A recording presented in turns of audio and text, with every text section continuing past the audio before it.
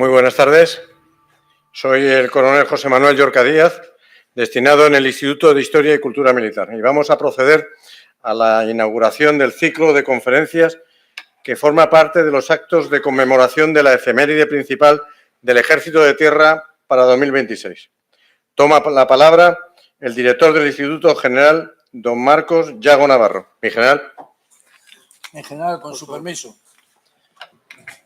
Bueno, mis generales, queridos asistentes todos, en primer lugar, en nombre del jefe de Estado Mayor del Ejército y del Instituto de Historia y Cultura Militar, quiero transmitirles un saludo y en especial también a todos los que nos están escuchando vía informática a través del canal de YouTube y en concreto pues al general de 2 estrellas americano, John D. Haas. Muchas gracias por estar escuchando esta conferencia que se va a impartir, la primera de una serie de conferencias que tenemos previstas.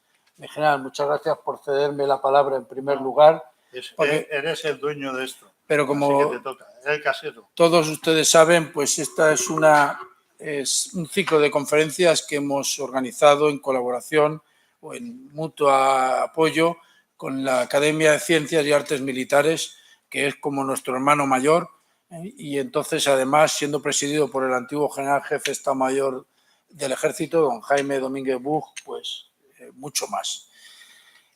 Como les digo, como parte de la conmemoración de la efeméride principal del Ejército de Tierra para el 2026, el Instituto de Historia y Cultura Militar organizará un conjunto de actividades a lo largo del año sobre la contribución y el apoyo de España y su ejército fundamentalmente a la formación, a la construcción de los Estados Unidos de América con motivo del 250 aniversario de su declaración de independencia. Este proceso de apoyo español a la formación de los Estados Unidos hunde sus raíces en el tiempo, pues la presencia de la monarquía hispánica en los territorios de los Estados Unidos nace con las entradas españolas desde el Virreinato de Nueva España y las posesiones españolas en el Caribe hacia muchos de los actuales territorios estadounidenses. El descubrimiento de territorios inhóspitos, la construcción de caminos, la fundación de ciudades, la creación de administraciones virreinales y provinciales, la implantación de leyes justas y adelantadas a su tiempo, en particular en relación con las colonias de otras naciones europeas, junto a los presidios, ranchos y misiones, son, entre otros, parte de esta contribución española a la historia de los Estados Unidos, que culmina con la implicación de la monarquía de Carlos III, junto a Francia, en el conflicto desarrollado a partir de los intentos de independencia de las 13 colonias de la metrópoli británica en 1775 hasta la Paz de París en 1783. Para comenzarlas, como he dicho, en colaboración con la Academia de Ciencias y Artes Militares, hemos organizado un ciclo de conferencias en la sede de este instituto aquí en Madrid y también en el Museo del Ejército durante 2 semanas del mes de este marzo, los días 3 y 5 y los días 24 y 26.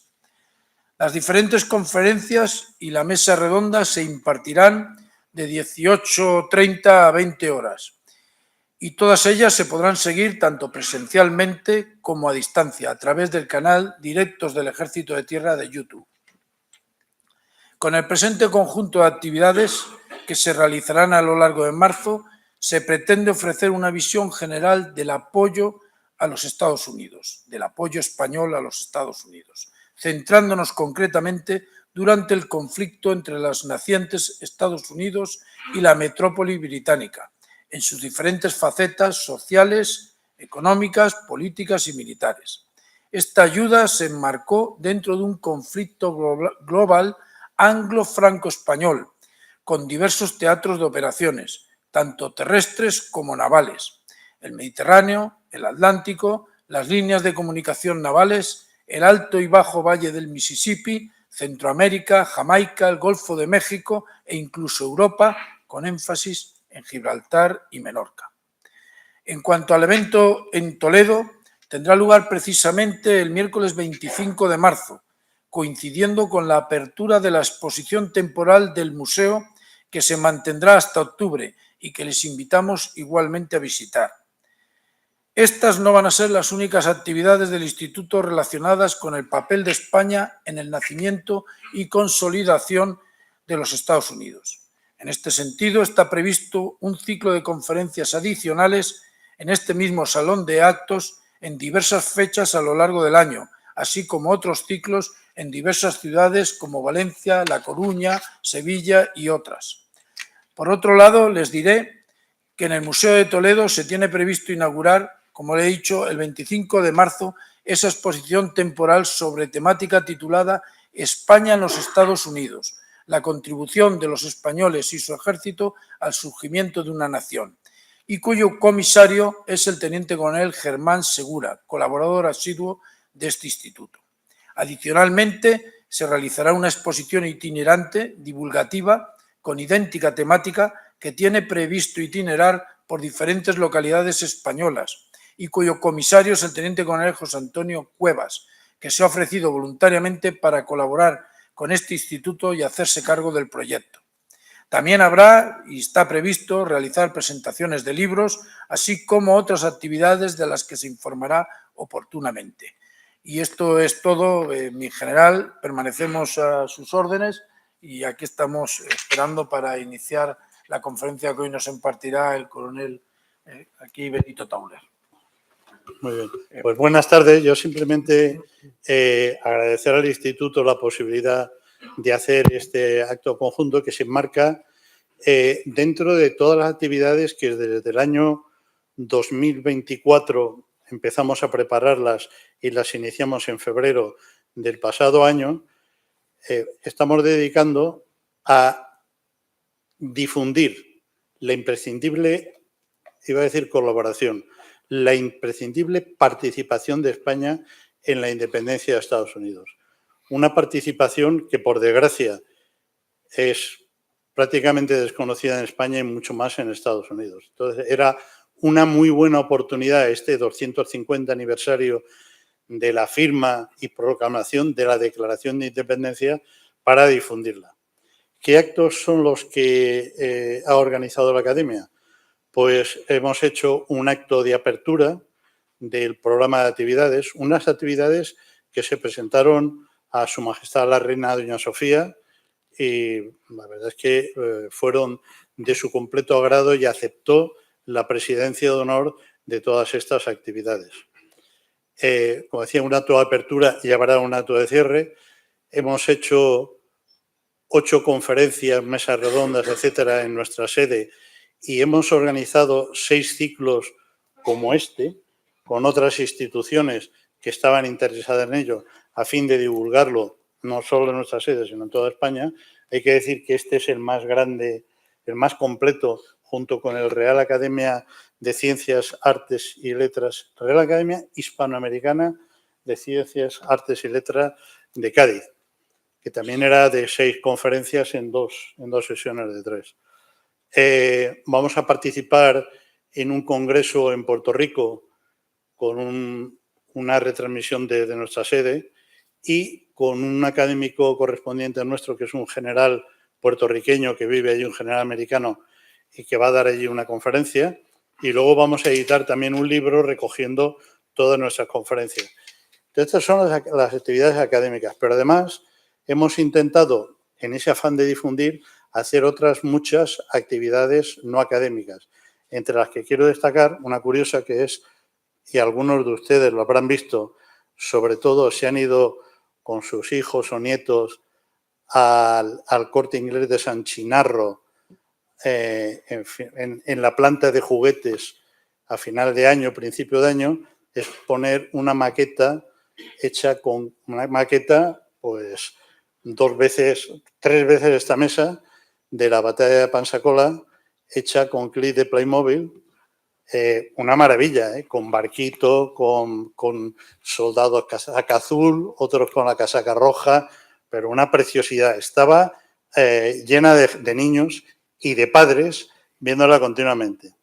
Vamos a grabar un programa serán 3 sesiones de 25 minutos de televisión sobre todo esto, que nos la va a grabar el grupo Cadena Media, que es el que da contenidos audiovisuales a televisiones autonómicas y locales con una probable o posible audiencia de hasta 35 millones de personas. Estamos haciendo Minervas. Las Minervas son unos vídeos muy cortos que todos los meses, muy cortos, son de 1 minuto, 1 minuto y medio, que ponemos en redes sociales para enganchar a la gente joven, porque más de 1 minuto y medio ya no son capaces de verlo. Y entonces, sobre cosas curiosas, pues estamos grabando vídeos sobre el tema que nos ocupa. Y finalmente,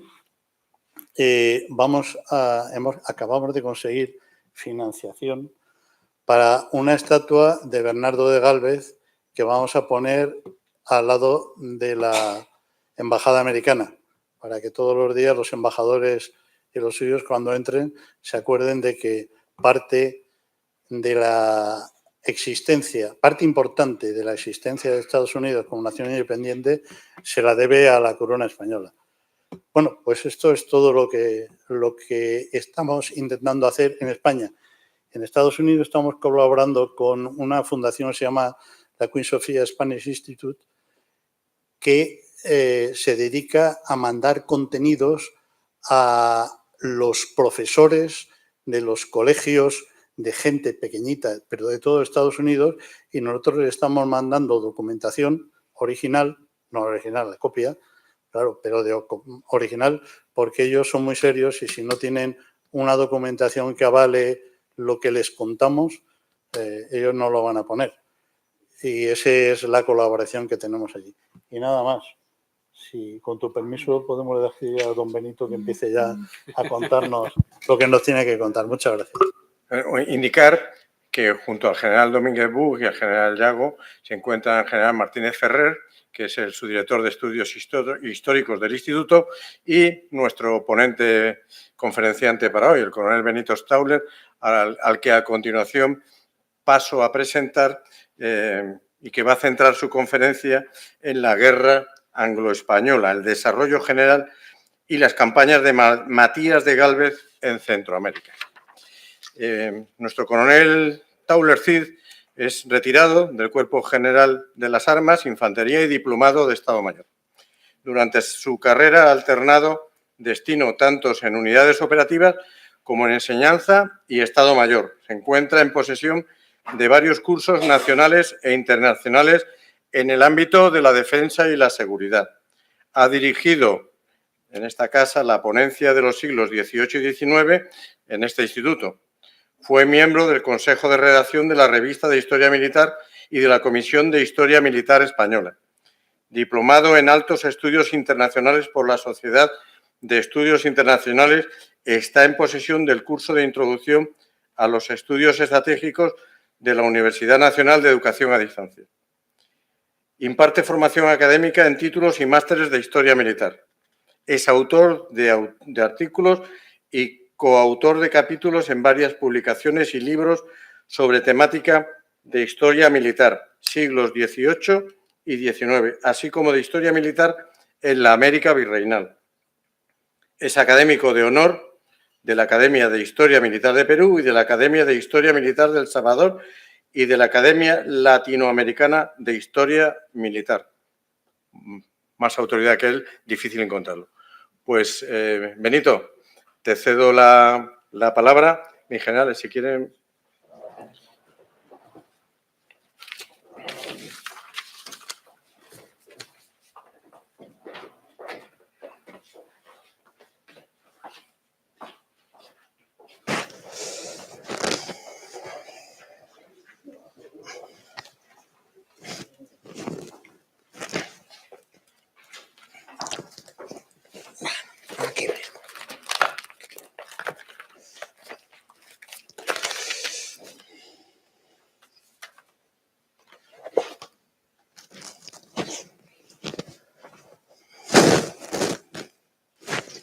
Mis generales, señoras y señores, buenas tardes.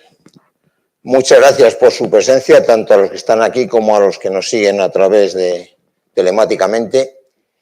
Y durante los próximos minutos, 50, porque aunque somos jóvenes, creo que podemos mantener ese tiempo de atención, querría compartir con ustedes una serie de consideraciones relativas a la guerra anglo-española del año 1779-1783, que está íntimamente ligada con ese proceso de apoyo de la monarquía católica, de la monarquía hispánica, a la formación de los Estados Unidos de América.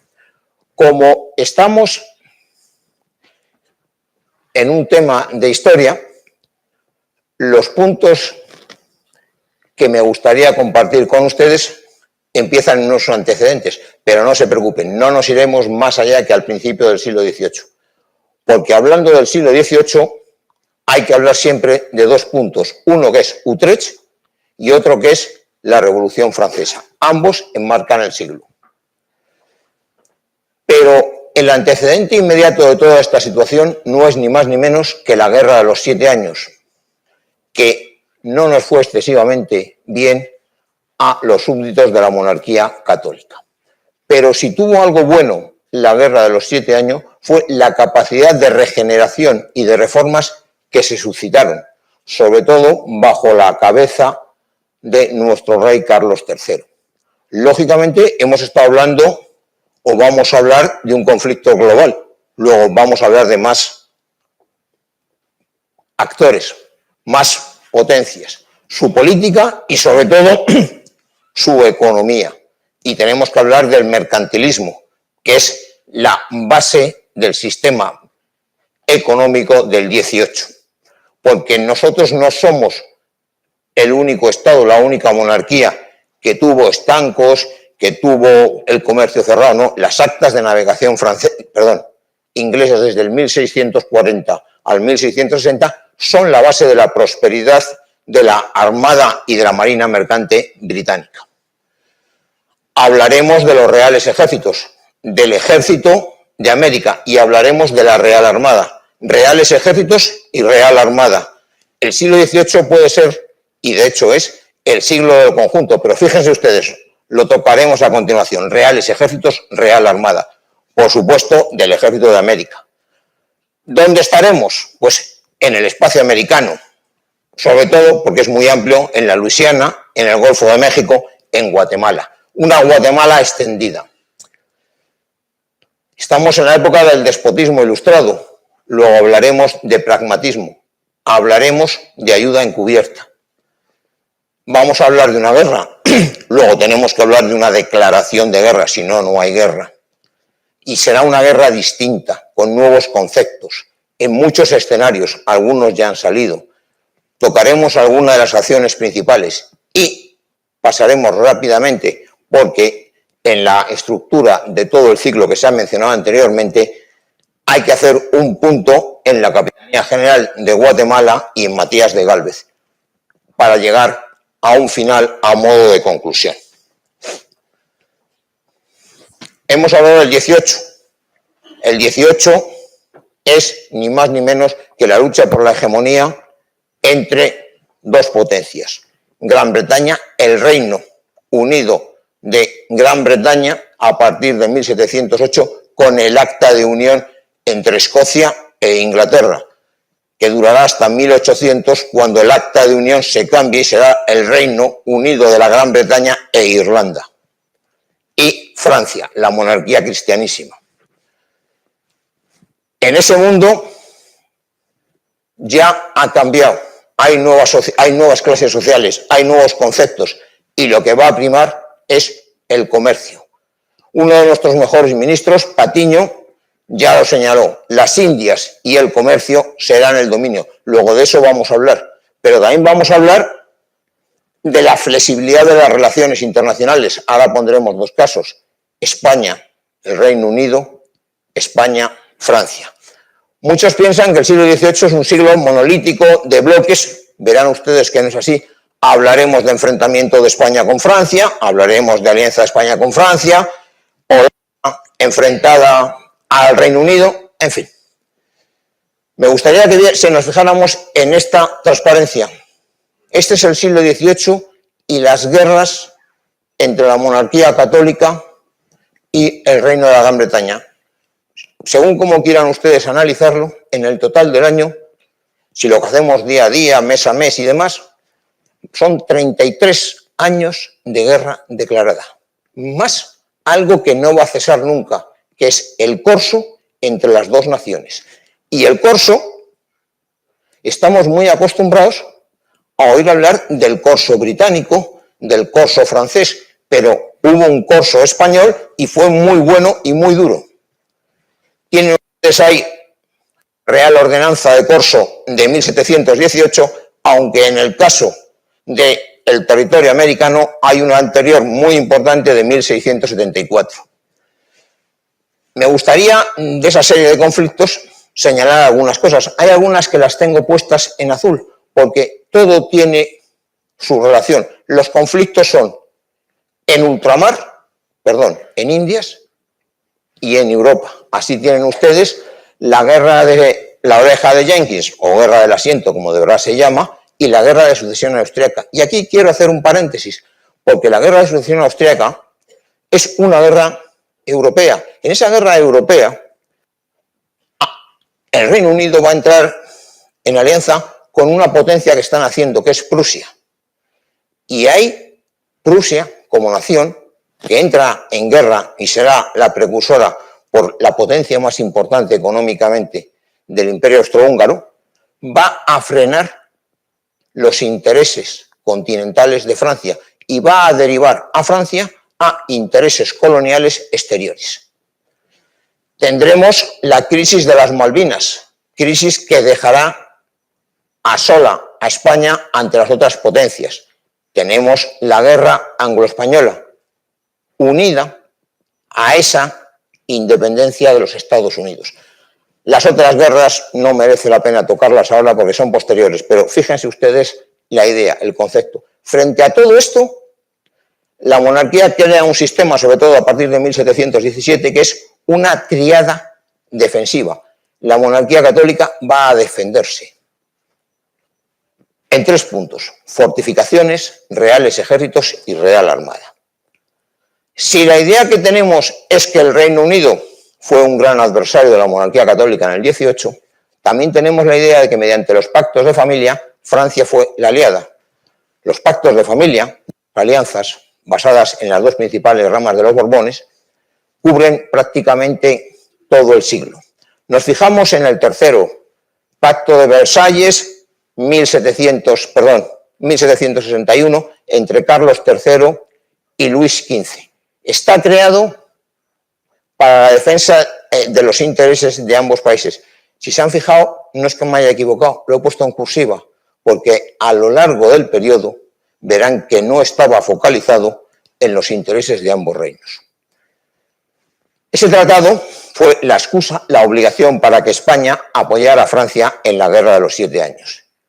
La idea era que España más Francia igual a Inglaterra en el mar, pero también es cierto que había otra idea: España más al Reino Unido iguales a Francia en la tierra. La Guerra de los 7 años, calificada por todo el mundo como la Primera Guerra Mundial. Se inició entre Gran Bretaña y Francia. Gran Bretaña tenía la gran ayuda de Prusia, Francia tenía otras ayudas, sobre todo de las potencias nórdicas y de las potencias orientales. Va a basarse sobre todo en las colonias, en las Indias occidentales y en las Indias orientales. La guerra supone un fiasco terrible para Francia. Va a perder prácticamente todos sus territorios en América, perderá Canadá, le quedarán 2 islas en la zona norte de Terranova, le quedará en África Senegal y en India la zona que tienen ustedes aquí marcada con 5 ciudades de Pondicherry, y el derecho a pesca a Terranova.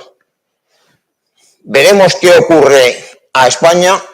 A España hay una declaración de guerra del Reino Unido en 1762 y la monarquía católica entrará en guerra y el esfuerzo principal será la invasión de Portugal. ¿Qué es la guerra de los 7 años para la monarquía católica? Pues podemos verlo de dos formas: un pequeño revés o un tiempo de regeneración. Es el final de un periodo, y el final de un periodo porque sobre todo hay una gran pérdida. La idea de la guerra, de entrar en ese conflicto, era conseguir Gibraltar, era conseguir Menorca, era evitar que en las costas del Golfo de Guatemala los escoceses y ingleses lo abandonaran, era asegurarnos en los territorios del futuro virreinato del Río de la Plata, Sacramento. Bien, nada de eso se va a conseguir, pero hay una cosa muy importante, que es la pérdida de La Habana y la pérdida de Manila. Solo se pierden La Habana y Manila, no se pierden las Filipinas ni se pierde Cuba, pero La Habana hace mucho daño. Y ahora lo tocaremos. Se llega a la paz con el Tratado de París, se va a recuperar La Habana y Manila, lo veremos por qué. Se recibe la Luisiana, quizás un regalo un poco envenenado, y para recuperar La Habana y Manila se pierde Florida o las Floridas, una por cada lado. Lo que importa de verdad en el contexto general es la ruptura del equilibrio en América. A partir de ese momento, la monarquía católica estará sin colchón con su graciosa majestad.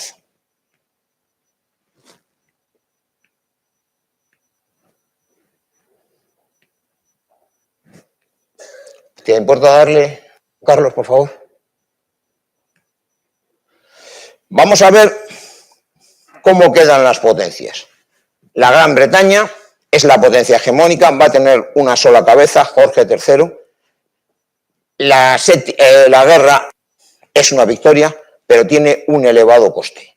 Ese elevado coste va a ocasionar un aumento fiscal, normalmente, y con el concepto británico, en la metrópoli, pero eso creará problemas, creará insatisfacciones, y lo que se decide es trasladarlo a las colonias. Colonias, a las antiguas colonias, que están en la América Occidental, y a las nuevas, que son las de la India que conocemos. Pero la India es un territorio completamente distinto. Hasta que estalle el motín de los cipayos a mediados del siglo XIX, la India es un territorio totalmente controlado por la Compañía Británica de las Indias Orientales. Se crea un problema político, hay 4 cambios de primer ministro, que eso para la monarquía británica es mucho, y va a tener una necesidad muy fuerte de aumento de la Armada y del Ejército. Como ustedes bien saben, el ejército británico es un ejército pequeño que se basa mucho en la Armada. Aquí van a tener que aumentarlo, van a tener que aumentar, reclutar, crear nuevas unidades que no se consolidarán y que luego en el terreno plantearán problema al gobierno. En ese contexto, y aquí sí que me detendría un momento, las 13 colonias americanas están habitadas por 2 millones de europeos y 500.000 esclavos. 2 millones y 500.000 esclavos. La riqueza de esas colonias es la agricultura. Francia, 2 reyes, Luis XV, Luis XVI a partir de 1774. La figura clave es Choiseul, no sé el francés, pero en fin, me perdonan más o menos, creo que es la pronunciación. La idea de Francia durante todo el periodo es el desquite. Para ello, 2 medidas: reforzamiento de marina y una gran coalición contra el Reino Unido. Pero la idea que tienen es clara, es desplazar al Reino Unido en el comercio con Indias y sustituirlo. Está la crisis de las Malvinas, saben ustedes que las Malvinas, el esfuerzo de la monarquía católica se va a desplazar con el virreinato del Río de la Plata hacia el sur porque es mejor para la exportación, y las Malvinas son un punto fundamental, exactamente lo mismo que Cuba en el Caribe. El escudo del Caribe es Cuba, el escudo del Río de la Plata es Malvinas. Es necesario aumentar la armada, tienen un ejército muy fuerte, pero es un ejército totalmente metropolitano, tienen que aumentar más todavía la presión fiscal y la deuda. Como dato, en 1778 la deuda hipoteca el 50% de los ingresos estatales.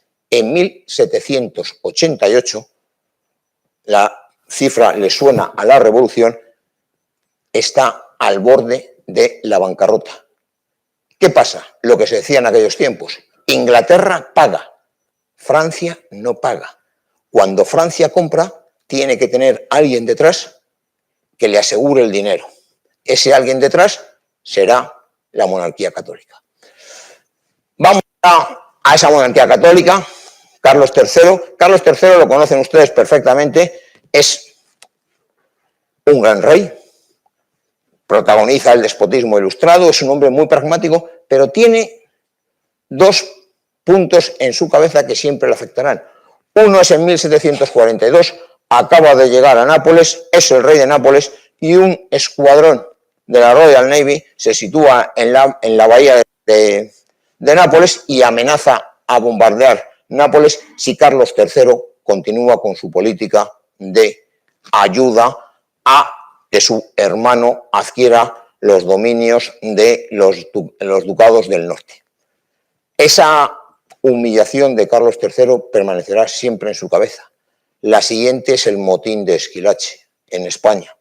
Ese motín siempre permanecerá en su cabeza, las algaradas populares, y ambos dos no se irán. Esa monarquía tiene una serie de secretarios de Estado, ministros, llámenlo como quieran, magníficos. Hay tres que son los que cubren el periodo: Grimaldi, un italiano, Floridablanca, un murciano, y el conde de Aranda, un aragonés. Con esos tres hombres va a dirigir prácticamente la política interior y la política exterior Carlos III. Van a superar todo.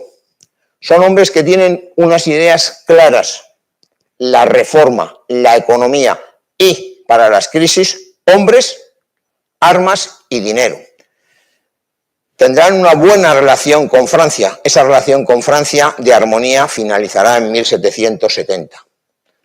Si se han acordado antes, son las fechas que empiezan los problemas en Malvinas. Pero habíamos dejado a España en esa guerra, al final de la guerra de los 7 años. Y hay que preparar el futuro. El futuro lo va a preparar Carlos III, aparte de con esos tres hombres de Estado, con una serie de ministros, de secretarios, que van a impulsar una serie de reformas. Uno de ellos es José de Gálvez, es un abogado, pero en el fondo lo que es un economista, que durante 10 años está de visitador en Nueva España, con lo cual tendrá en su cabeza perfectamente las Indias, cómo están organizadas, sus posibilidades y demás. En 1776 es nombrado secretario de despacho de Indias y estará en el cargo 11 años durante todo el periodo bélico. Reformas. Carlos III es ni más ni menos que el creador del Ejército de América. La segunda gran reforma, el libre comercio. A partir de 1778, con el reglamento, entrarán 13 puertos y 27 americanos. Todo el comercio se reactiva. Pero las grandes reformas serán las administrativas y políticas. En 1776, la creación del Río de la Plata. Ese mismo año, la creación de las provincias internas. Anteriormente, el general Yago hablaba de la huella de la formación de España en los Estados Unidos, entre los territorios de las provincias internas. Y de Nueva España, 16 territorios de 16 de los actuales Estados Unidos han recibido herencia. Y finalmente, la Capitanía General de Venezuela, que cubre todo el flanco y es la progresión de las Antillas Menores. Luego estará un tema importante que son las intendencias, pero aquí son menores. Vamos a ir ya entrando. Los Gálvez, estamos en el siglo XVIII, influencias, familia, pero también eficacia. Los Gálvez, una familia hidalga, situada en el sur de España, son 4 hermanos El mayor es Matías de Gálvez, muere su padre y tiene, acorde con la tradición, hacerse cargo un poco de la familia. Gálvez, José de Gálvez, destaca por sus capacidades intelectuales, consigue ser abogado por las universidades de Salamanca y Alcalá y luego toda esa carrera política. El tercero de los hermanos, no he podido conseguir la foto, es Miguel de Gálvez. Miguel de Gálvez hará una brillante carrera diplomática, será ministro, embajador en Prusia, amigo de Federico el Grande, tendrá una gran influencia sobre él en ese palacio de Sanssouci y esa amistad prusiano-británica se irá perdiendo. Al final, en el último periodo en el que nos interesa, habrá no tanto apoyo. Queda un cuarto hermano, Antonio de Gálvez. Bueno, este tiene menos relieve, tendrá algún problema con la Hacienda en su cargo de director de la Bahía de Cádiz. Y luego Bernardo de Gálvez. Luego, efectivamente, ¿hay nepotismo? Sí, pero también hay eficacia. ¿Cómo se estructuran todas estas reformas en la monarquía católica? Se van a estructurar, sobre todo, lo han visto con las tres estructuras que hemos puesto anteriormente, en las fronteras norte y sur. Desde un punto de vista militar, técnico, se va a crear una nueva tríada, que la veremos. Van a aparecer, y ahí lo tienen, tanto en el norte como en el sur, una serie de nuevas unidades ligeras, los dragones de Cuera, que son tan de moda y tan conocidos, pero en el sur tendrán lo mismo, blandengues. Son territorios importantes, sin estructuras a sustituir. Cuando se crea el virreinato de Nueva España o se crea el virreinato de Perú, en el fondo lo que se hace es sustituir las estructuras antiguas que había por las nuevas estructuras hispánicas. Pero cuando se va a llegar a la Luisiana, cuando se va a llegar a los territorios de la Pampa, no hay inicialmente estructuras a sustituir y hay escasos habitantes. Sí que es importante otra cosa, todas las estructuras que se crean con dinero para evitar los problemas de los asientos extraordinarios que crean déficit. Ahí tienen ustedes el virreinato del Río de la Plata y se le da el Cerro de Potosí. En esa nueva tríada, un problema importante es la reforma de los reales ejércitos. Y el problema importante de los reales ejércitos en el 18 es el reclutamiento de la tropa. 3 procedimientos se solían seguir: voluntarios, adecuado pero muy lento, se tenían los hombres cuando se querían, las levas honradas ya no tienen oportunidad y los vagos no presentan mucha calidad. Soluciones, inicialmente en 1766, una muy buena solución, técnicamente, pero problemática, es la sustitución o el pase de las milicias provinciales de la Corona de Castilla y de Mallorca al ejército regular. Se pasa el 36% de cada regimiento.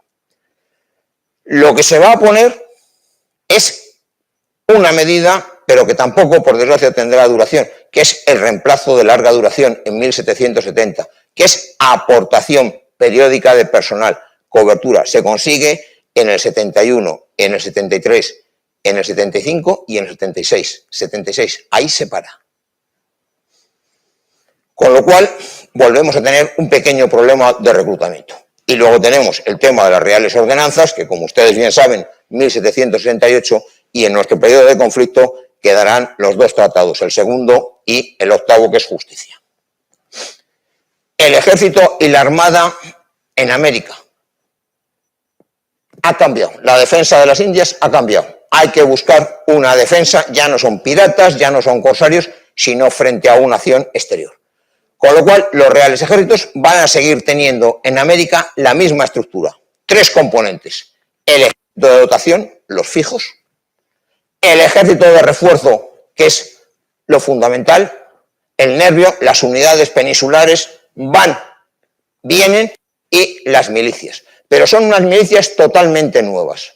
Ya no son unas milicias flojas, sino van a ser unas milicias regladas, similares a las milicias provinciales de la península. La Real Armada también va a cambiar, va a estar desplegada y asegurando líneas de comunicación, pero sobre todo es un ejército que no es de ocupación, será un ejército esencialmente de americanos, de españoles americanos. Ese ejército, cuando entre en combate las fuerzas de los Gálvez, por hablar de alguna manera, las fuerzas de Perú, no cometerán crímenes contra la guerra. Esas milicias disciplinadas, la clave es que cada una de las unidades va a tener un pie de tropa veterana, 43 peninsulares en el caso de los batallones y 14 en el caso de los escuadrones. O sea, cada uno de los batallones se les incluyen peninsulares. ¿En qué puestos? En los puestos claves. Fundamental, siempre en los relacionados con instrucción y adiestramiento, sargento mayor y ayudantes, al menos 2 hombres. Y luego en las clases, sargentos, cabos. Cuando se pueda, tenientes y algún capitán.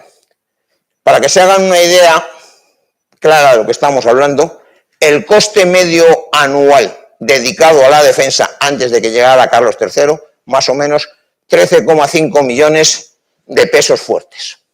Con estas medidas aumentará, por supuesto, el gasto en defensa, pero esas milicias solamente cuestan cuando están activadas.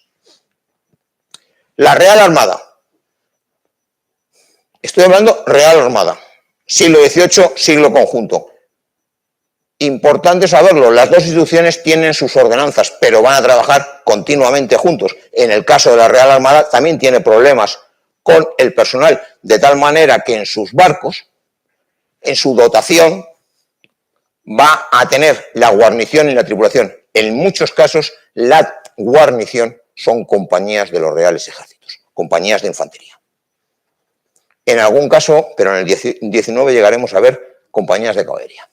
La nueva armada, la armada que va a estar allí, va a tener lo mismo, oportunidad y preposicionados, porque hay unos tiempos de navegación que no son cortos y hay que alistar. La clave es La Habana, pero aquí diría una cosa, es conjunta. La Habana es la plaza de armas de las instituciones armadas de la monarquía católica. La Armada montará en América 9 apostaderos, de los cuales están orientados a lo más importante, Caribe, México, con 4 que son la propia Habana, Veracruz, Puerto Cabello y Cartagena. 1 orientado al sur, 4 orientados al Pacífico, el Callao, Valparaíso, Manila y San Blas, arriba. El presupuesto en inversión, pero no en mantenimiento. El 40% de la Armada dedicado a América. Importante, como les decía antes, las ordenanzas. Esas ordenanzas de la Armada son distintas a las ordenanzas del Ejército de Tierra. Y uno de los puntos claves de esas ordenanzas de la Armada es el Tratado 1, el título 5, el artículo 36, en el que dice que una de las misiones más importantes, o de los cometidos de los oficiales de la Armada, es la conservación de sus barcos. Lo digo porque eso tendrá luego repercusión en el futuro. ¿Qué se ha hecho? Se han creado mandos operativos. Los capitanes generales, los virreyes, disponen de recursos humanos, materiales y financieros. Sobre todo en el tema de recursos humanos, la rotación de unidades peninsulares ya asignadas sin misión a los virreinatos, las milicias regladas y los nuevos apostaderos. El último envío de tropas peninsulares, 1789. Por supuesto, papel importante las unidades de milicias de castas, morenos y pardos, creados 100 años antes que en el norte del continente y mandados por oficiales hasta el empleo de capitán de la casta de cada una de las unidades. Bueno, vamos al escenario americano. Ahí tienen 2 imágenes, pero esas 2 imágenes no es el escenario americano. No es el escenario americano de verdad. El escenario americano es mucho más amplio, lo tienen ahí escrito. Va desde Brest a Acapulco, va de Alaska a la Tierra de Fuego, va del Mississippi y el Potomac y los Apalaches. Ese es el territorio de verdad, desde el Canal de la Mancha hasta Indias. 2 puntos importantes. La gran vulnerabilidad, la unión Panamá, Nicaragua, que es siempre la ambición de las demás potencias, cortarlo, y en el seno del Golfo de México y del Caribe, Jamaica. Ahí lo tienen. Desde Jamaica, en posesión del Reino Unido, 1651, se irradia toda la potencia de la monarquía sobre toda la costa de Costa Firme. Y seguimos avanzando. Luisiana. Luisiana pasa a la monarquía española, es un territorio prácticamente 5 veces el de la península ibérica. Antes estaba considerado la antemuralla de Nueva España, pero ahora ya no. Ahora ya la frontera es el río Mississippi, la orilla oriental británica, la orilla oriental de la monarquía católica. Les decía anteriormente que no tenían estructuras. Hay estructura en Luisiana. Tal estructura que hay es una estructura francesa. Por eso, cuando pasa al territorio español, hay un primer fallo en la gobernación y hay que modificarla. Se consolidará gracias a los siguientes gobernadores, O'Reilly, Unzuaga y Bernardo de Gálvez. ¿En base a qué? En base a lo que siempre hace la monarquía católica, la adaptación de la legislación. Se implanta el derecho de coartación, se implanta el derecho de tiempo libre. Eran los derechos necesarios para que los esclavos de color pudieran comprar su libertad y ser libres. Se permite la introducción de castas. Se busca que haya personal moreno.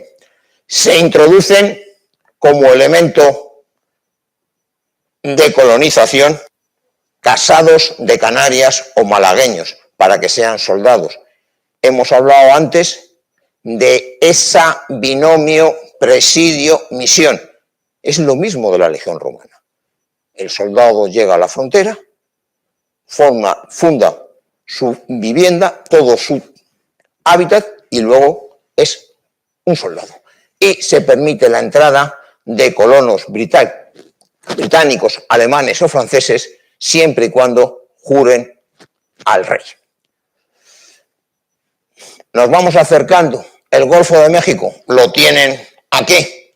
Hemos hablado de Cuba, el escudo. Hemos hablado, de la costa del seno del Golfo de México, Nueva Orleans, Movila, Pensacola, el Mississippi que enlaza con Canadá, la mayor vía de comercio. Tenemos las 3 grandes colonias americanas del sur, esencialmente agrícolas. Fíjense bien, Georgia, porque no estaba muy claro si era una colonia inicialmente británica o de la monarquía católica. Y tienen aquí Bahamas y Nueva Providencia. En este escenario de detalle están las 13 colonias, porque había más colonias británicas en el norte de América. Canadá, Terranova, las 2 Floridas. Pero vamos a fijarnos aquí. A diferencia de los territorios virreinales, a diferencia de lo que se había hecho en los territorios virreinales o en las capitanías, aquí la población no es homogénea. Hay europeos muy distintos. Hay unas colonias completamente diferentes, norte y sur, y la línea de división es Virginia. Inicialmente, además eran colonias distintas, unas eran provincias, otras estaban formadas por cuécaros, otras eran bueno, se lo diré ahora que me he atragantado.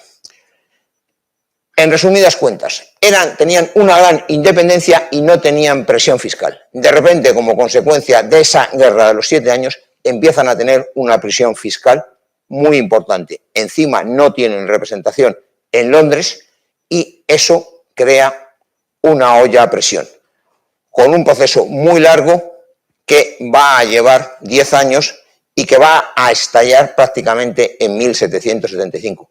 Es muy importante señalar que esas colonias mantenían un comercio muy activo con España, en contra de todas las normas del comercio.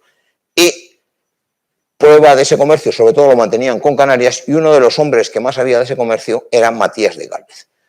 Todos han oído hablar de la masacre de Boston en el 70, el motín del té en el 73. Bien. Las colonias están en plena efervescencia y en el año 74 prácticamente se declara el estado de excepción, las leyes intolerables y llega la declaración de independencia. Bueno, esto está aquí, no hay más, son 13 estados libres e independientes, pero desde un punto de vista técnico no tienen ni efectivo. El dinero, los billetes de Estados Unidos no valen nada. Lo que valen es cuando hay detrás algo fuerte, el peso fuerte español, el dólar hispano, como quieran decirlo. No tienen ejército, no tienen armada. Se calculan unos 34.000 hombres teóricos su ejército, con una total carencia de oficiales. Las milicias son de cada estado. El ejército continental tiene que hacer un reclutamiento consensuado. Prueba de ese consenso es que el primer jefe de ese ejército continental es George Washington, que es un virginiano de la Tierra del Medio. En ese estado de situación llegan las noticias a Europa, sobre todo a las dos grandes cortes, Versalles y Madrid. Y cada uno actuará de una forma distinta. En España hay un punto claro, que es 1775, hay un pequeño revés en Orán que va a hacer caer a Grimaldi y va a hacer que Floridablanca empiece a tomar el poder. La situación se ve clara porque lo que sí está visto es que lo que hay que buscar o lo que se ve es que esas colonias es el debilitamiento del Reino Unido. Y por tanto, ahí está la célebre frase de Floridablanca, prepararse para la guerra como si fuera inevitable, pero hacer todo lo posible por evitarla. Es la lección aprendida de la guerra anterior. ¿Qué se va a hacer? Bien, tenemos la figura del conde de Aranda, embajador en París, que es un poco más cosmopolita y piensa que se debe uno de implicar más en esa ayuda americana a consolidarse. Con el tiempo veremos que al final terminará coincidiendo con Floridablanca. Es un hombre muy clarividente y ve al final el futuro, como esa república se levanta y tendrá un papel, pero no es tema de hoy tocar ese momento. La actuación española de esa monarquía va a ser independiente de Francia y lo que se va a hacer es lo que han hecho anteriormente el gobierno francés. En este caso se va a buscar que el tercer pacto sirva a los intereses de la nación española. Hay estudios sobre qué es más conveniente, si la vecindad con los colonos, si la vecindad con la monarquía. Hay un cierto grado de sensación de peligro por si hay un contagio, pero la estructura, han visto anteriormente que he puesto una palabra que es criollización. Eso en el sur luego tendrá sus problemas, pero en todo este problema, en todo este proceso, no afecta, al revés, fortaleza la monarquía católica. Pero hay que prepararse militar y económicamente. Han visto ustedes los números, las unidades estaban flojas, hay que activarlas. Además tenemos una expedición de Ceballos en el Río de la Plata de 10.000 hombres, 4 brigadas, 3 escuadrones, 47 piezas de artillería y 600 cañones en los navíos y fragatas que acompañan a esa fuerza, que está en el sur y que tiene que volver a España para ser empleadas. España lo que hará será, por una parte, una acción diplomática, porque, claro, no puede tolerar los incidentes con los buques, y se ofrece como mediadora con una condición fundamental: recuperar Gibraltar. Es el sueño de la monarquía española, recuperar Gibraltar. Van a seguir las conversaciones. En el fondo, tanto Floridablanca como Su Majestad el Rey tienen claro a dónde se va. Y cuando el 29 de junio del 78 llega la carrera de Indias con Antonio de Ulloa y 24 millones de pesos a Cádiz, las fuerzas están preparadas y el dinero está preparado. Luego, ¿qué va a hacer el gobierno de la monarquía? Dar un ultimátum a la mediación. Completamente distinto de la situación en Francia, que se ha lanzado y ha reconocido a las colonias el 16 de febrero del 78. Durante todo este tiempo, aparte de esas medidas políticas, hay la ayuda encubierta, ayuda de información y propaganda. Sobre todo, lo más importante desde mi punto de vista, creo que es, esa ayuda lo que va a dar es una confianza, perdonen por eso lo he puesto entre comillas, a los mercados financieros. Lo que les he dicho anteriormente, España respalda el dinero. Cuba tiene su fábrica de moneda. Nuevo México tiene la suya. Hay una seguridad y los préstamos franceses están respaldados por el dinero físico español. Aparte de eso, hay unos préstamos de 3 millones de pesos, hay una gran cantidad de suministros de armamento, se niega el uso por la vía principal de comercio del Mississippi, se facilita el contrabando a los a los coloniales, se permite el comercio de los rebeldes, desde Luisiana se hacen una serie de acciones, se construye por el gobernador Gálvez una escuadra de elementos útiles armados con piezas de 12 y de 24, hay una gran labor de inteligencia, se sigue facilitando la inmigración a los territorios próximos para aumentar la demografía, de tal manera que esto y lo anterior es algo más que dinero. Todo es debilitar a la monarquía del Reino Unido. Y así llegamos a la Convención de Aranjuez con Francia, que en su artículo 7 la monarquía establece los puntos, los objetivos. Y sus objetivos son muy claros: recuperar la orilla este del Mississippi, recuperar Movila, recuperar Pensacola y las Floridas, y sobre todo recuperar Gibraltar y Menorca. A continuación, expulsar a los británicos de la bahía de Honduras, la revocación del corte de palo del tinte de Campeche, pero no hay ninguna referencia al reconocimiento por parte del rey católico de la independencia de Estados Unidos. Y así, el 21 de junio, se declara la guerra al Reino de la Gran Bretaña. Es una nueva guerra, es un nuevo concepto. Fíjense ustedes en esa orden. Esa orden está dada el día 29 de agosto de 1779. Es la primera vez que el rey católico dice: el rey ha declarado como el principal objetivo de sus fuerzas en Américas, en la guerra contra los ingleses, expulsarles del Golfo de México y del Mississippi. Es una acción ofensiva. Esa acción que ha durado prácticamente 80 años defensiva, esa triada defensiva, aquí se va a cambiar. Es el reverso de la Guerra de los 7 años. Es la iniciativa basada en el sistema de anticipación. Cuando se está dando esas órdenes, las fuerzas de Bernardo de Gálvez se están ya moviendo. Las fuerzas de Bernardo de Gálvez van camino de los asentamientos británicos. Las flotas, los escuadrones de las flotas se están ya en movimiento. Es otra idea completamente distinta.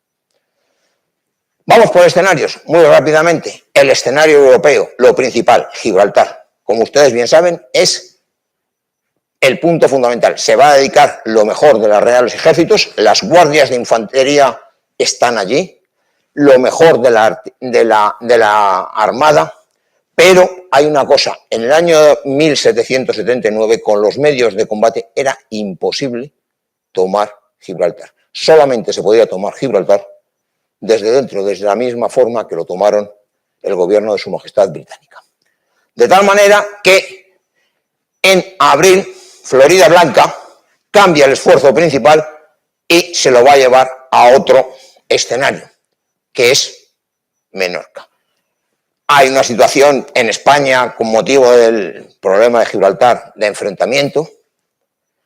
Menorca es una base de corsarios, de contrabandistas. Está situada equidistante de las islas Córcega, Cerdeña, de Valencia, del norte y del sur, muy bien centrada, tiene un arsenal con una capacidad para 13.000 hombres y 33 barcos, es una joya. Se recupera después de un asedio bajo las fuerzas al mando de Crillon, un oficial de origen francés de la confianza de Florida Blanca, no del otro sector de aragoneses, y Menorca retornará a la monarquía católica por un plazo de tiempo no muy largo. Vale. Tenemos los escenarios en América, con Bernardo de Gálvez en la Luisiana, su padre en Guatemala. Fíjense los territorios ocupados por los ingleses y las líneas de comunicación representadas por Fernández de Córdoba. Hay un frente más. Si ustedes hemos estado hablando de la Luisiana, hay que proteger todo el norte. Es el frente occidental de la Alta Luisiana. Dos acciones muy importantes, el fuerte de San Carlos y el raid, la toma del fuerte de San José. El segundo no es ni más ni menos que, ¿se acuerdan ustedes de esa película 5 minutos sobre Tokio? La monarquía lo que hace con eso es, os golpeamos donde podemos y cuando queramos. Es la decisión del poder. Pero hay más. Durante todo este periodo está la rebelión de Tupac Amaru, la rebelión más importante en toda América del Sur. Hay que emplear 17.000 hombres en sofocarla, lo que no permite apoyos virreinales a las campañas del Caribe.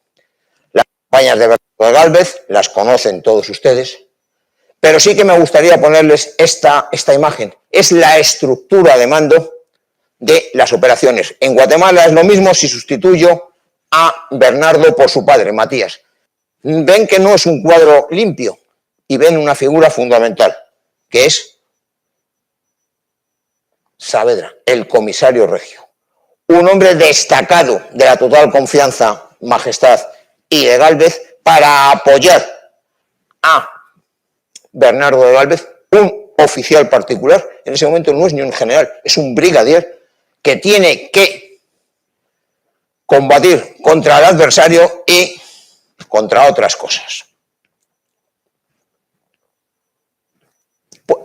Bien, hablábamos de nuevos procedimientos, ahí lo tienen. Son campañas conjuntas combinadas. Fíjense lo que lleva Gálvez, cualquiera de ellos, veteranos de Movila y Nueva Orleans. ¿Quiénes son? Regulares, unidades de dragones, unidades de milicias encuadrando personal de casta, encuadrando antiguos franceses, encuadrando alemanes, unidades de los fijos. Pero es más, la monarquía manda allí lo mejor que tiene. Regimientos de línea, regimientos ligeros catalanes, irlandeses, balones, la contribución de la Armada. Ahí tienen el número de buques. No son todos navíos de guerra, son buques. Y tienen el apoyo francés. 8 buques y 700 hombres de desembarco. La campaña de las líneas de comunicación. No se va a negar el mar a la Gran Bretaña, pero se la va a encerrar. La Royal Navy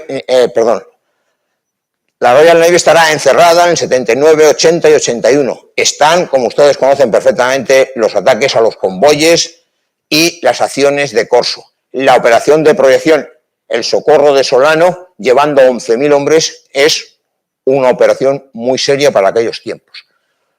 Vamos un momento a Guatemala. Nunca será un escenario secundario al que nombra José de Gálvez a su hombre de su máxima confianza, Matías de Gálvez. Y nuevamente, palabras de Carlos III, sacar a los ingleses de sus asentamientos secretos en el Golfo de Honduras y sobre todo del castillo del Río de San Juan. Nuevamente, ofensiva. Asentamientos británicos, Yucatán, Campeche y Belice. Matías de Gálvez es un oficial formado en la Academia de Matemáticas, Geometría y Fortificaciones de Madrid, tiene una gran experiencia como organizador y sobre todo va a realizar unos combates magníficos con patrullas de información y con un encuadre mixto. El ejército de dotación, que lo va a consolidar, y 3 campañas. La primera, la recuperación de San Fernando de Omoa, que es la llave del norte de la capitanía. La segunda, que es la campaña de invasión contra la invasión británica de Nicaragua, el fuerte de la Inmaculada y la creación propia del fuerte de San Carlos. y finalmente acabar con las bases de proyección ocupando la isla de Roatán. Ahí las tienen las tres. Esta sería la primera, Omoa. Quedará aquí un pequeño enclave en su poder. Aquí tienen la isla de Roatán, fase desde Jamaica para atacar y, lo más importante, el esfuerzo al sur. Aquí es el desembarco británico, llegar hasta el lado de Nicaragua y luego hay 11 kilómetros y tienen los dos mares. Esta es la gran contribución de Matías de Gálvez. Hay más acciones, la llegada del dinero para asegurar las victorias de Yorktown y Chesapeake, la conquista de las Bahamas, pero hay un pequeño problema que es la derrota de la flota francesa de Conde de Lassé, que va a aplazar la conquista de Jamaica y como consecuencia pasaremos a una guerra defensiva. Tendremos ahí dos tratados, el Tratado de París del 3 de septiembre de 1783, faltan los representantes del Reino Unido, es un tratado entre el Reino Unido de la Gran Bretaña y Estados Unidos, y el Tratado de Versalles, separado para España y para Francia, donde se concede a España la recuperación de Menorca, la Florida Occidental, la Costa de los Mosquitos, la Florida Occidental y Nueva Providencia, que se integrará en el Virreinato de Nueva Granada, y habrá que entregar al Reino Unido las Bahamas. Hay otro tratado tercero que no lo hemos señalado, que es para los Países Bajos, que también intervienen en esa coalición, pero es más tardío, el 20 de mayo de 1784. Ya como conclusiones, la declaración de guerra a Gran Bretaña distrajo sus esfuerzos. Las fuerzas de Menorca, las fuerzas de Gibraltar se reforzaron 2 y 3 veces sus cantidades. Los escuadrones de la Royal Navy tenían que estar pendientes de romper ese bloqueo. Se llevó la guerra a América, se alivió la presión ejercida sobre las tropas continentales, sobre todo en una primera fase que transformar esas milicias en unidades. Eso, unido a toda la ayuda económica, fue esencial para la formación de los Estados Unidos. Por otro lado, desde un punto de vista de la monarquía, fue un triunfo. Se recuperaron los territorios de India y Menorca, cierto que no Gibraltar. No se dominó todo el mar, pero se agotó a Gran Bretaña. El Golfo de México volvió al dominio español, asegurando el comercio. Les recuerdo que la derrota de retorno de la carrera de Indias era esta. Si dominaban la Florida, era una espada de Damocles sobre nuestros buques. Finalmente, quizás desde mi punto de vista lo más importante, los virreinatos siguieron unidos a la corona española hasta la década de 1820. Todo tiene sus contrapartidas. También es cierto que esta guerra originó el endeudamiento de España, que continuaría en los años posteriores. Con esto he terminado y estoy a su disposición si hay algún tiempo para preguntas.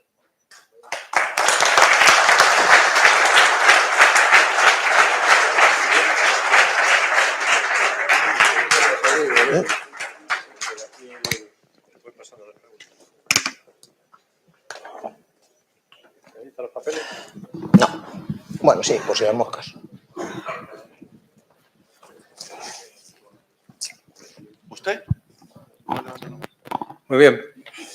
Pues tras la conferencia más fantástica que nos ha dado el coronel Tauler, queda abierto el turno de preguntas.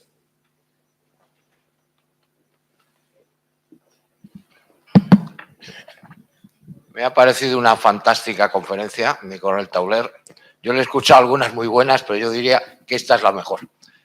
Y muchas gracias.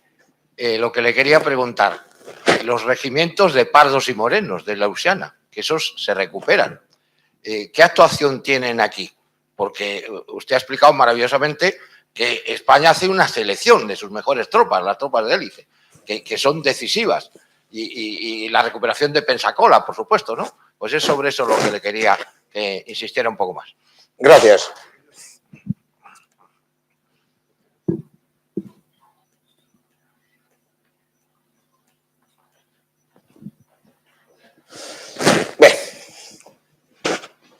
efectivamente, con la disposición sobre las nuevas milicias va a cambiar la estructura en todos los virreinatos. En cada uno de los virreinatos va a tener una configuración distinta. En el virreinato de Nueva España es el más avanzado y es el que les he puesto ahí. En el virreinato del Perú no llegará porque habría que organizar encuadramiento para 600.000 hombres, lo cual es imposible económicamente. En el virreinato del Río de Nueva Granada es distinto y va a haber unidades de morenos y pardos mezcladas, pero siempre la plana mayor será peninsular. Y en el virreinato del Río de la Plata ocurre una cosa similar. Bien, si ahora nos vamos a la Luisiana, que te referías, mi comandante, vamos a verlo. La Luisiana está muy poco poblada. Todas las medidas que he puesto, el derecho de coartación, el derecho de tiempo libre, la llegada de los malagueños, todo va a buscar el aumento de la demografía. El aumento de la demografía y, como consecuencia, el aumento de la tropa. Dentro de ese aumento de la tropa se crea en la Luisiana, si no recuerdo mal porque voy a hablar de memoria, 2 compañías de morenos y algunas de pardos, pero mucho menos, porque ahí el mestizaje es menor. Esas unidades son fundamentales, son hombres primero muy trabajados, son hombres con una capacidad física importante y sobre todo, aunque parezca mentira, son tiradores. Hay hasta tal punto que hay escritos de Bernardo de Gálvez pidiendo que cierto número de esclavos, porque todavía no han conseguido la libertad, se les permita la instrucción y sean integrados en esas compañías. Bien, esas compañías van a estar desde el primer momento integradas en la expedición del 79 que bate todo lo que es la ribera del Mississippi y que acaba en Baton Rouge. Esos mismos hombres serán los que vayan a la Movila. Y esos mismos hombres serán la punta de lanza de todo el conjunto cuando Bernardo de Gálvez se lance a Pensacola. Aparte de esas compañías de morenos de la Luisiana, se van a unir a ellos una compañía de morenos de Cuba. Y un tercer núcleo de morenos de zapadores, porque hay zapadores morenos en Cuba. Eso está ahí metido, en el primer grupo. El que, insisto, es la punta de lanza de lo demás. Cuando ustedes lean los despliegues o vayan viendo, se va viendo cómo las unidades de morenos se les va encomendando medidas de seguridad, son las unidades de flanqueo, son las unidades de descubierta. Son luego, posteriormente, cuando llegue el momento de actuar, aunque mañana lo explicará mucho mejor el coronel Guerrero que yo, cuando llegue el momento de actuar sobre Pensacola y sobre Movila, serán las unidades que den la cobertura a las unidades de cazadores y granaderos regulares que lleva Bernardo de Gálvez. En Movila, sobre todo a las del segundo batallón de España, y en Pensacola a los regimientos de Irlanda y de línea. No sé si he contestado a la pregunta.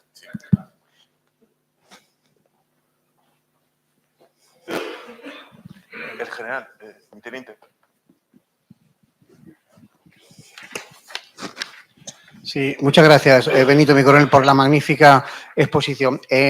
Has hablado de que, como resultado, digamos, de los diferentes conflictos, había veces que los territorios cambiaban. Por ejemplo, pues después de la Guerra de los 7 años se pierde la Florida Occidental, nosotros recibimos la Luisiana, posteriormente, poco después, pues nos dice Napoleón que se la demos otra vez, la venden los ingleses.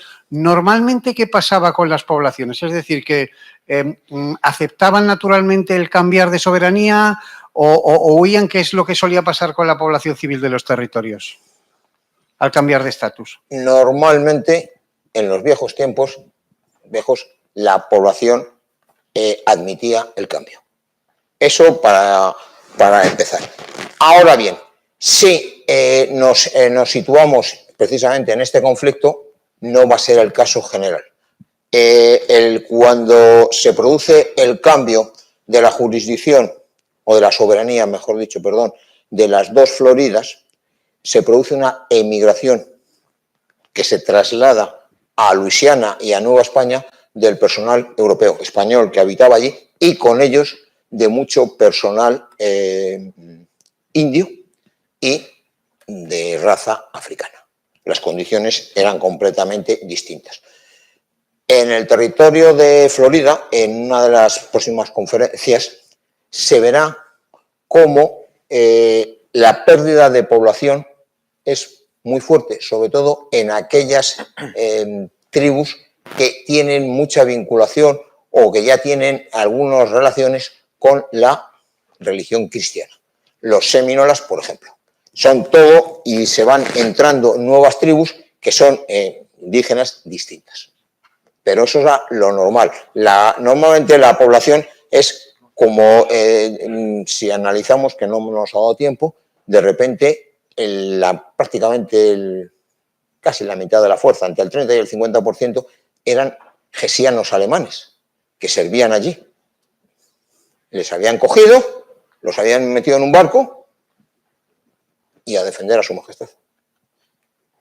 No había mucho posibilidad. Pero en el caso de la Florida, en el caso del cambio de la soberanía española, si se quiere, a la británica, sí que hay, porque sobre todo para las castas y para las tribus indias, vivir bajo las leyes castellanas de Indias era totalmente distinto a vivir bajo el Código Negro o bajo los códigos británicos.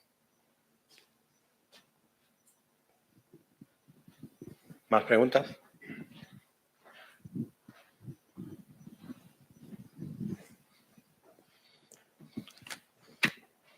En general. Únicamente recordar que mañana, por adelantarlo, el coronel José Manuel Guerrero Acosta nos impartirá a continuación de la conferencia del coronel Tauler sobre las perspectivas de la campaña de Bernardo de Gálvez en el Golfo de México. En general,